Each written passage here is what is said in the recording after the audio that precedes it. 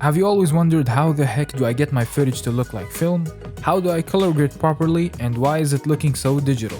Well, in this video, the magic will be revealed on how to make your videos go from this to this.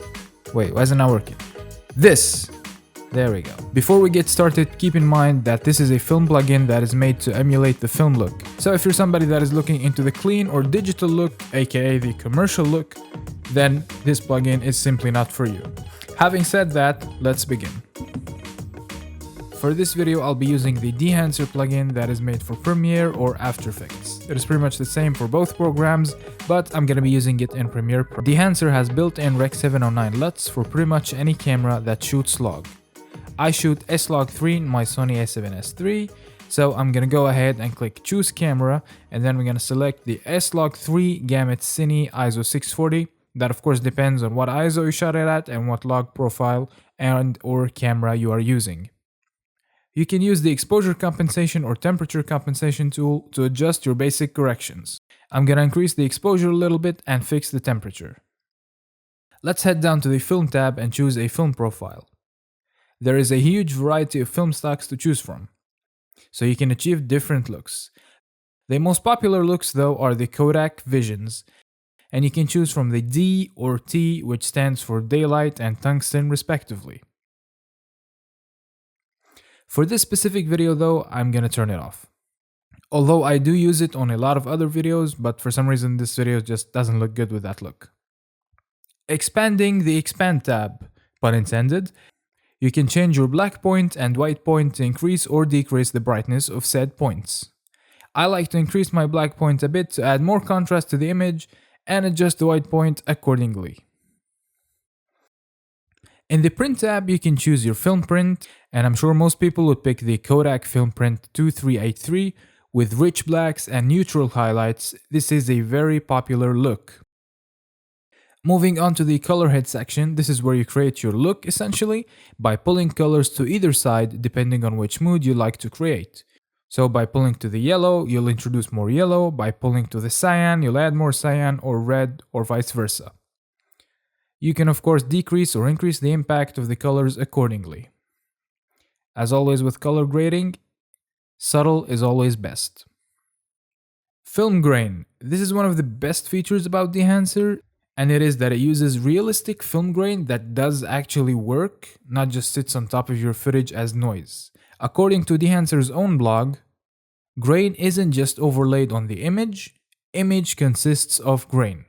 I don't know why this feels like a very epic quote, but I agree with them. The grain is very realistic, and before using Dehancer, I used to download stock footage of just noise pretty much applied on my video.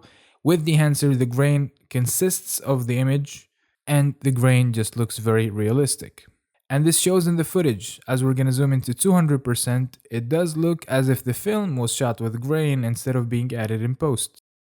Halation and bloom. These are one of the secondary effects in my opinion, but don't neglect them as they really do add to the image. I like to use a little bit of halation and some bloom to kind of give it a softer look.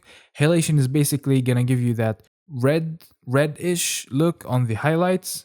And bloom, especially when you have a subject in your frame, it's gonna make the skin look a bit softer and blow the highlights ever so slightly. Again, for these effects, I like to go a bit subtle, actually a lot subtle. I reduce the impact a lot, and a little bit goes a long way. It's how I work with color grading. There are other effects, of course. There's the film breath, vignetting, and a lot of other effects. I'm not gonna get into everything. This isn't an advanced tutorial. What I will show you though is that I've used Dehancer on a drone footage. The DJI Mavic Air 2 to be exact. I've applied a Rec 709 preset from Dehancer for the Cinelike, as the Air 2 does not shoot log, and I must say the footage does look pretty convincing. I really like how it turned out here. So this was basically the overview of Dehancer and how it emulates film. As a plugin overall, I like it. It does the job very well and it mimics film in a very good way, especially with the film grain and the Kodak film stocks. I can't get over those. As with everything, nothing is perfect. I've been using Dehancer for about a month now, and I'm gonna list some cons that I've ran into along the way. So the first thing that I've noticed when using Dehancer is it massively increases your render times. I don't know if this is limited to Premiere Pro, as I have not tried it in other applications, but the same exact clip that took me 4 minutes to 5 minutes with Dehancer applied, it took me 54 minutes to render. It can also be a bit laggy at times as it takes 4 to 5 seconds to update what's going on in the screen. So an update to the performance would be great. To clarify, I'm using a very fast computer, so I don't think my computer is the issue here. And the footage was shot on S-Log3 10-bit 422. The second thing is, Dehancer can be a bit confusing at the start, especially if you've never shot film before. It's not like Lumetri where you have all these color wheels and a separate tab. It's more of a effect that has 10 tabs. Even though it does its job properly, it might take you a while to get used to it. At first I would find myself using Dehancer and then applying another layer of Lumetri to add the S-curve or increase the contrast, but the more I've been using Dehancer, the more the film look has grown on me, and I've pretty much ditched using Lumetri or any other additional effects, and I'm just using Dehancer to get the soft film look with a lot of grain. That might be just me because I've been used to the digital look for a while and I haven't shot film before, but then again, it is a film emulator plugin. So that is it for the overview of Dehancer plugin. I hope you guys enjoyed this video. If you did, leave a like down below, subscribe for more content, and as always, I'll see you in the next one. Peace.